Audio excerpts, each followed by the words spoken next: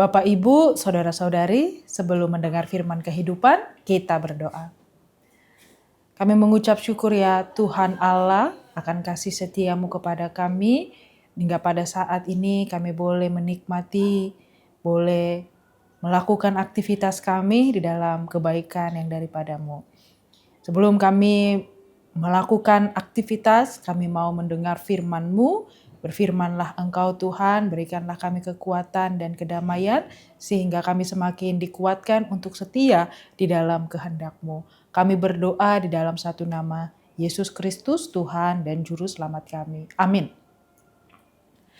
Bapak, Ibu, Saudara-saudari, firman kehidupan bagi kita pada hari ini yaitu dari kitab Imamat 20 ayat 26.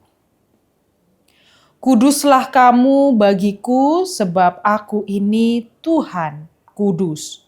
Dan aku telah memisahkan kamu dari bangsa-bangsa lain supaya kamu menjadi milikku. Demikian firman Tuhan. Bapak, Ibu, Saudara-saudari, ayat ini merupakan bagian dari firman Tuhan kepada bangsa Israel setelah mereka dibebaskan dari perbudakan di Mesir. Tuhan mengingatkan bahwa mereka bukan lagi hidup seperti bangsa-bangsa lain, tetapi telah dipilih untuk menjadi umat kepunyaan Allah. Karena mereka adalah milik Allah, milik Tuhan.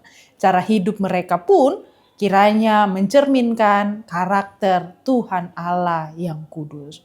Panggilan untuk hidup kudus bukan hanya berlaku bagi bangsa Israel pada masa itu, tetapi juga bagi setiap orang percaya yang juga pada masa kini. Kekudusan bukan berarti hidup tanpa pernah berbuat salah atau menjadi sempurna dalam sekejap. Kekudusan adalah kesediaan hati, kesediaan untuk terus hidup, mau berupaya bertumbuh di dalam kehendak Tuhan, berusaha meninggalkan dosa dan menjauhi pencobaan. Dan setiap hari mau berbuah, mau bertumbuh, mau berkembang dalam ketaatan kepada firman-Nya. Dalam kehidupan keluarga, ayat ini mengingatkan bahwa kehidupan keluarga orang percaya kiranya memiliki nilai-nilai yang berbeda daripada dunia ini atau hal-hal yang menyimpang. Di tengah budaya atau di tengah perjalanan, pertemuan yang sering kita jumpai yang banyak mengajarkan egoisme, kemarahan, kebohongan, dan sikap saling menyakiti, keluarga Kristen dipanggil untuk menghadirkan kasih, menghadirkan pengampunan, kesabaran, dan kejujuran. Perbedaan itu bukan dimaksud agar kita merasa lebih baik daripada orang lain, tetapi agar melalui kehidupan keluarga kita, orang lain dapat melihat kasih Tuhan. Kekudusan dimulai dari hal-hal sederhana yang sering kali dianggap sepele. Cara suami dan istri berbicara satu dengan yang lain. Bagaimana orang tua memperlakukan anak-anaknya. Bagaimana anak-anak menghormati orang tuanya, saudaranya. Serta bagaimana setiap anggota keluarga mau saling tolong-menolong menggunakan kata-kata yang membangun. Semuanya mencerminkan apakah keluarga itu sedang hidup sebagai milik Tuhan atau di dalam kehidupannya menjauh daripada Tuhan. Menjadi milik Tuhan juga berarti menyadari bahwa seluruh hidup kita berada di bawah pimpinan Allah. Waktu kita, pekerjaan, pendidikan, bahkan keputusan-keputusan kecil dalam keluarga kiranya dibawa kepada Tuhan, dan itu boleh dituntun dalam firman-Nya dan boleh kita juga dikuatkan melalui doa. Ketika keluarga menjadikan Tuhan sebagai pusat kehidupan, setiap anggota keluarga, setiap pribadi akan belajar untuk mau berserah, untuk mau mengandalkan, dan untuk mau bertumbuh berhikmat di dalam Dia, bukan hanya mengandalkan kemampuan sendiri. Seringkali tantangan terbesar untuk hidup kudus justru datang dari rutinitas sehari-hari yang kita anggap membosankan atau hal sepele yang kita lakukan. Seperti kesibukan bekerja yang terkadang membuat keluarga jarang berbicara sehingga membawa prasangka buruk dan membuat karakter-karakter yang tidak baik datang ke rumah. Gawai atau handphone menyita perhatian sehingga waktu bersama semakin berkurang. Berbeda pendapat dapat berkembang dan menjadi pertengkaran. Dan ketika pertengkaran itu boleh hadir, dibawa bukan di dalam kasih, tetapi dibawa terus berlarut-larut. Dalam situasi seperti ini, kita diingatkan kembali untuk hidup kudus. Firman Tuhan mengingatkan bahwa kita adalah milik Allah. Identitas ini menjadi dasar untuk terus mengingat bahwa harusnya ada kasih dalam kehidupan kita. Untuk kita mau memperbaiki diri, membangun hubungan yang sehat di dalam keluarga, di dalam perjumpaan, dan di tengah-tengah kehidupan kita. Hidup kudus juga berarti bersedia untuk menerima orang lain, bersedia untuk mengasihi dan juga mengampuni orang lain. Tidak ada keluarga yang sempurna. Setiap anggota keluarga pernah mengecewakan satu dengan yang lain. Namun Tuhan telah lebih dahulu memperlihatkan bagaimana relasi kasih yang sempurna.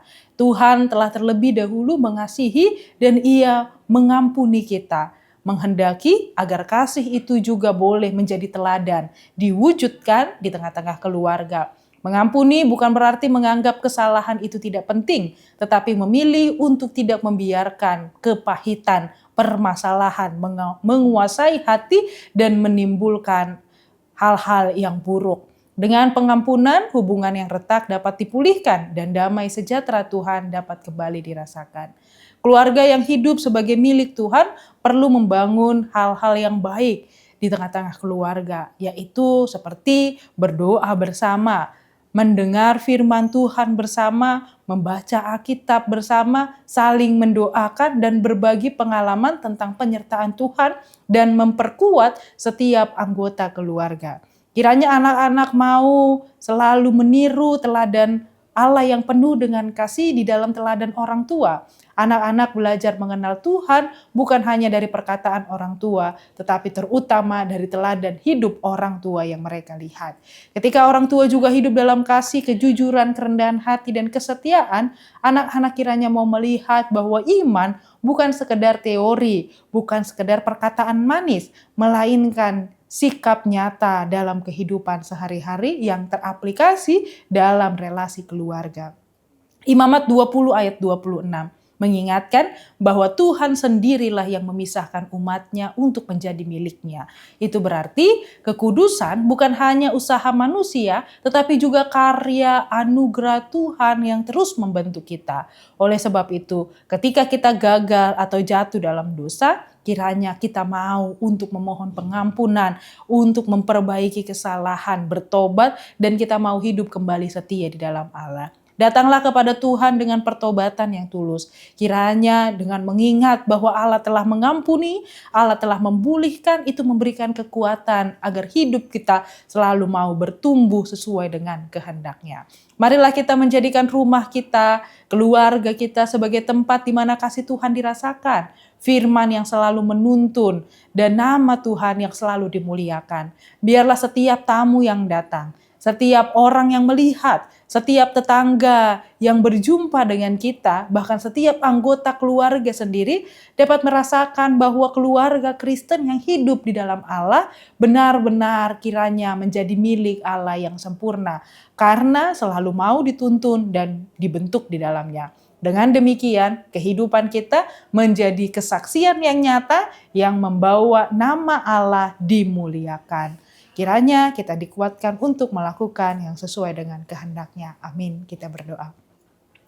Kami mengucap syukur ya Tuhan Allah sumber kasih. Kami boleh dikuatkan di dalam firman-Mu yang menuntun kami bahwa kami telah Engkau pilih, Engkau tebus sebagai umat-Mu yang kudus. Kiranya dengan mengingat bahwa kami telah Engkau kuduskan, kami semakin diteguhkan untuk setia di dalam kehendak-Mu. Kuatkan kami Tuhan untuk kami dapat melewati segala tantangan pencobaan yang kami lalui dengan tetap setia di dalam Engkau. Kami berdoa di dalam satu nama, Yesus Kristus Tuhan dan Juru Selamat kami. Amin. Anugerah dari Tuhan kita Yesus Kristus, kasih setia Allah Bapa dan persekutuan Roh Kudus menyertai kita semua. Amin.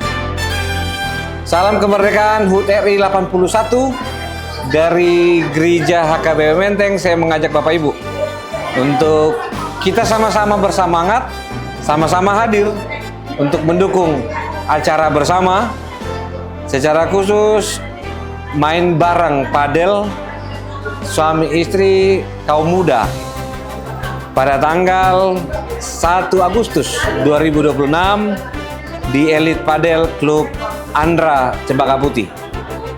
Mari hadir karena tempatnya terbatas. Horas.